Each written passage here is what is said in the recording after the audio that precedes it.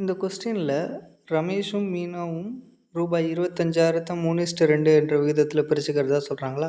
அதுக்கப்புறம் என்ன சொல்கிறாங்க, அவங்கவுங்க பங்கில் ரூபாய் 5,000 எக்ஸ்ட்ரா முதலீடு பண்ணுறதா சொல்கிறாங்க. ஓகேங்களா? இப்போ இந்த மாதிரி சம்பளம் வந்து நம்மளுக்கு இங்கே 25,000ங்கிறதுனால ஓகே. இதுவே பெரிய நம்பராக இருந்தது அப்படின்னா நம்மளால் பிரிக்கிறதுக்கு கஷ்டமாக இருக்கும். அதனால் என்ன பண்ணிடுறோம், முடிஞ்ச அளவு இந்த நம்பரை சிம்பிளிஃபை பண்ணிவிடுங்க. இப்போது சிம்பிளிஃபை பண்ணிட்டா 5,000 ஓர் 5,000ன்னு எழுதிக்கலாமா? ஓகேங்களா? 25,000 5 டைம் வருங்களா? ஓகே. இப்போ அந்த கொஸ்டினை படித்து பாருங்களேன். ரமேஷும் மீனாவும் ரூபாய் 5ஐ 3:2 என்ற விகிதத்தில் பிரித்து கொண்டனர். ஓகேங்களா? அதன் பிறகு ஒவ்வொருவரும் தன் பங்கில் ரூபாய் 1ஐ முதலீடு செய்கின்றனர். ஓகேங்களா? இப்போ நம்மளுக்கு கொஞ்சம் ஈஸியாக இருக்குல்ல. இப்போ ரமேஷும் மீனாவும் அந்த 5 ரூபாயை எப்படி பிரிச்சுக்கிறாங்க?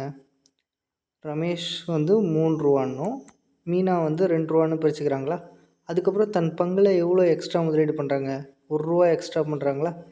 அப்போது ரமேஷுக்கு 1 ரூபா, அதே மாதிரி மீனாவுக்கும் 1 ரூபாங்களா?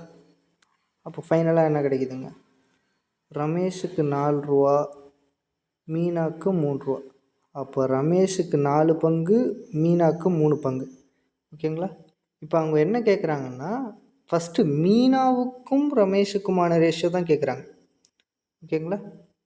அப்போது ஃபஸ்ட்டு மீனா வரணுமா? அப்போது 3:4 எங்கே இருக்குங்க? ஆப்ஷன் பி தான் கரெக்ட் ஆன்சர். ஓகேங்களா? அதே மாதிரி கீழே இருக்க கொஸ்டினுக்கான ஆன்சர் கமெண்ட்டில் மென்ஷன் பண்ணுங்கள். தேங்க்யூ.